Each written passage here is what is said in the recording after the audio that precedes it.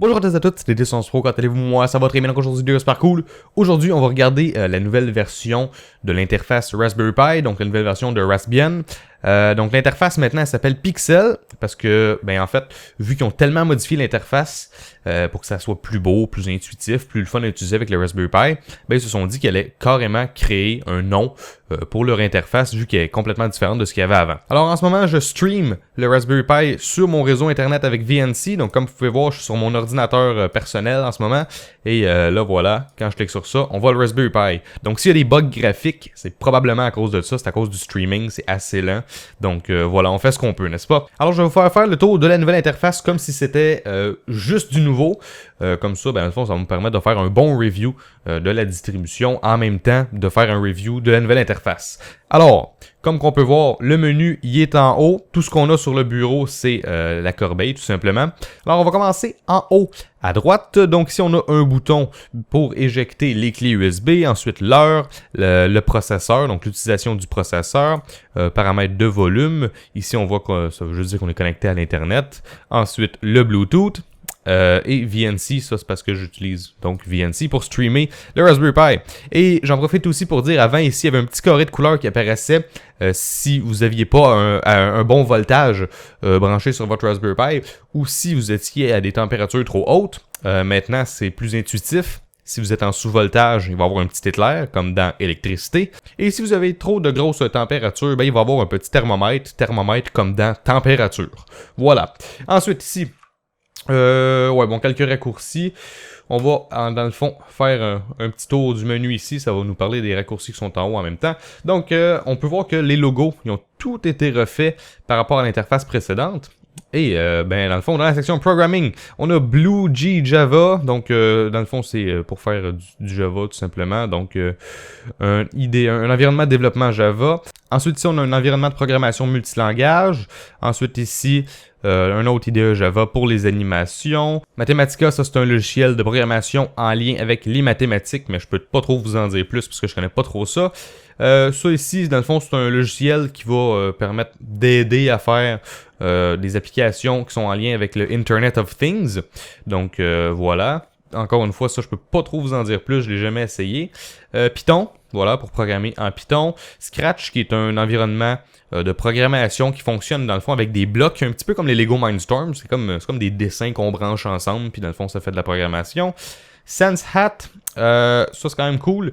C'est que, dans le fond, un hat sur un Raspberry Pi, pour ceux qui ne savent pas, c'est l'équivalent d'un shield sur un Arduino. Donc, tu branches ça par-dessus le Raspberry Pi. Et le SenseHat, c'est, dans le fond, un shield de Raspberry Pi, un hat, mais avec plein de capteurs dessus. Donc là, on voit température, humidité, pression, orientation, blablabla. Donc voilà, c'est un petit logiciel pour faire interface avec le SenseHat. Et comme vous pouvez voir, quand je déplace la fenêtre, là, ça bug un peu. Ça, c'est à cause du streaming, je suis désolé.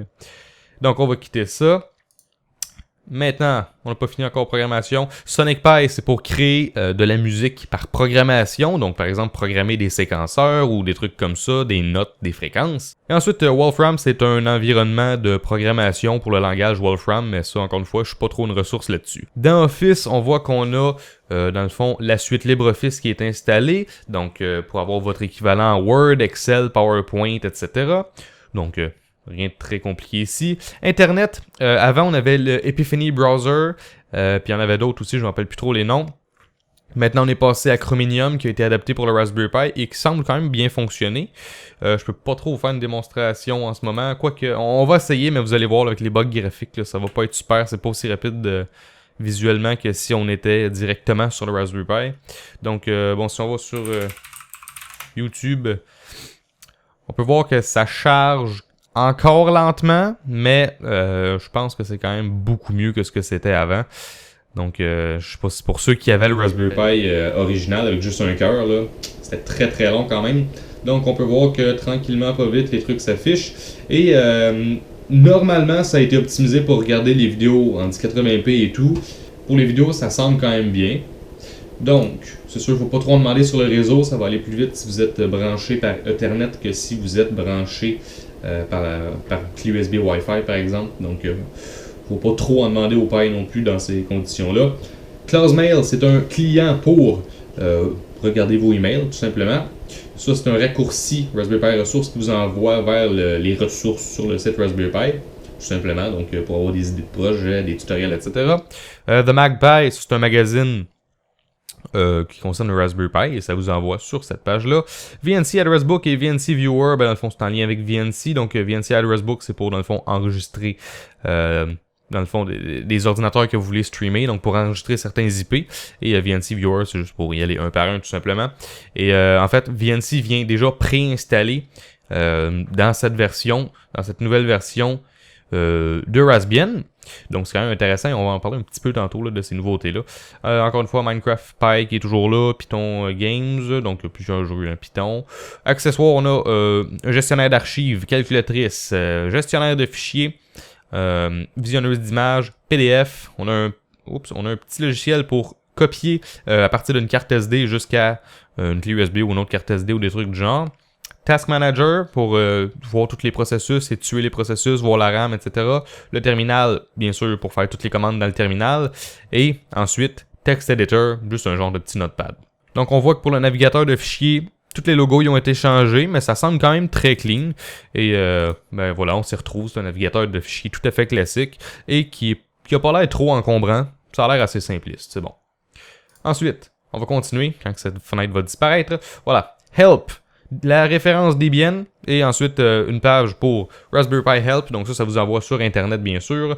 Dans les préférences, on a ajouté et supprimé des logiciels, genre de Logitech finalement, les paramètres d'apparence, les paramètres audio, les paramètres du menu, on va regarder ça un petit peu tantôt, mouse and keyboard, donc souris, clavier, et Raspberry Pi configuration, on va le regarder aussi un petit peu tantôt. Donc là, on regarde ça en premier. Parce que Main Menu Editor, ça c'est dans le fond, ça va changer ce qui apparaît ici. Parce que comme vous pouvez voir, disons dans Programming, ben, y a des trucs qui sont décochés comme Squeak. Je sais pas c'est quoi Squeak, mais je pourrais le mettre dans mon menu si je voulais. Même chose avec les autres d'autres trucs en lien avec Python. Office, le raccourci de LibreOffice, genre tu cliques sur LibreOffice puis après ça tu choisis quelle sorte de document tu veux ouvrir. Si vous voulez rajouter ça, vous pouvez le mettre. Internet, voilà, Dilo, Epiphany Browser, NetSurf, donc les anciens navigateurs, ils sont installés. Mais il faut juste les faire afficher ici dans le menu. Donc voilà, il y a d'autres logiciels comme ça qu'on peut faire afficher dans le menu. Donc je vais juste passer à travers rapidement. Et si vous voulez voir en plus de détails, vous pouvez faire pause à tout moment. Voilà, ça fait le tour. Ensuite, on peut aller dans Raspberry Pi configuration. Donc avant, il fallait bien sûr ouvrir le terminal et écrire sudo raspi-config pour avoir accès à ces configurations-là. Maintenant, on a une belle petite interface en GUI qui nous permet de tout voir ça. Donc, Expand File System, Change Password. Le nom du host, dans le fond, ça c'est le nom que votre Raspberry Pi va avoir sur votre réseau. Au boot, est-ce que vous voulez aller au desktop ou au terminal? Vous choisissez ça. Si vous voulez auto-login, si vous voulez attendre que le network soit branché au démarrage. Underscan, c'est pour l'affichage. Rastrack, c'est pour ajouter votre Raspberry Pi sur une genre de map Raspberry Pi en ligne. Ensuite, interface, vous pouvez activer la caméra ou la désactiver. Même chose pour SSH. VNC, on voit ici que le serveur, on peut l'activer ou le désactiver. Ça vient installer avec la nouvelle version de Raspbian. SPI, I2C, Serial, OneWire et Remote GPIO. Tous des trucs qu'on peut activer ou désactiver. Performance, on peut overclocker à partir d'ici directement. Et changer la mémoire du GPU. Et localisation, voilà. Rien de plus simple. Donc, c'est ce qu'il y avait finalement dans Raspberry Pi configuration dans le terminal. C'est la même chose. Run pour faire des commandes directement comme ça. Et ensuite, ben, shutdown, c'est le classique. Shutdown, reboot ou exit to command line. Quand même très cool. Ça ferme l'interface. Ça nous amène vers l'environnement de programmation. Bon, alors rapidement, je suis allé sur la page, dans le fond, de l'annonce de Pixel. Donc, comme vous pouvez voir, si vous n'avez pas envie de tout supprimer votre carte SD de Raspberry Pi pour l'installer, vous pouvez juste faire ces deux commandes-là et ça devrait, dans le fond, tout réinstaller les nouvelles fonctionnalités. Ensuite, qu'est-ce qu'on pourrait dire d'autre? Nouveau splash screen, plein de beaux fonds d'écran qui ont été pris en photo par un des employés. Donc voilà, un des employés de la fondation Raspberry Pi, Greg Annandale, qui a pris des belles photos quand il était en voyage et on a maintenant accès à ça pour les fonds d'écran. Et voilà, je pense que ça fait pas mal le tour. Donc je vais vous mettre le lien vers ça dans la description. Ça va vous donner une bonne idée. En plus de détails de tout ce qui est nouveau, parce que moi c'était vraiment un survol que j'ai fait, surtout pour vous montrer de quoi ça a l'air, mais pour les fonctionnalités plus techniques, vous pourrez aller voir là. Donc voilà, je pense que ça fait le tour. Donc si vous avez aimé la vidéo, n'hésitez pas à laisser un j'aime et un commentaire. N'hésitez pas à me rejoindre sur tous les réseaux sociaux, YouTube, Facebook, Twitter, Google+, et Instagram. Et je pense que ça fait le tour. Alors moi je vous revois une prochaine fois dans une autre vidéo. Ciao tout le monde!